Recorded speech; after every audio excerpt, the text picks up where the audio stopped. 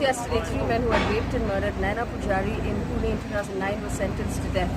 That crime happened because she was an employee of an IT company who got into a taxi at the end of the day to be dropped home. She was kidnapped and then murdered and found 2 days later. There's something very important we need to all realize about taxis. There is a definite data to suggest that most of the crimes that have happened against women in taxis have happened because the car was child locked.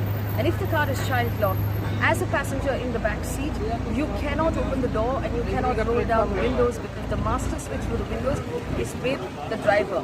Most of the cars that operate as taxis today are mid-range sedans, and most of them come with an automatic basic child lock facility.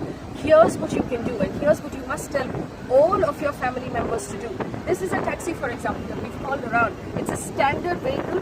Now, before you get into that vehicle, here's what you can do. You open the door to get in. I'm going to ask the camera to come in. Here, this is the physical child lock facility. It's unlocked now. If it's pushed that way, it's locked. It's marked very clearly on all cars. Before you get into the car, check for this facility.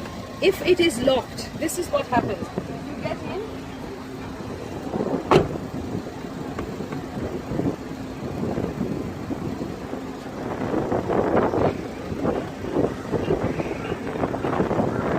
If you're in a child-locked car, you can only open the door from the outside, which means that the passenger in the back of the car is effectively trapped.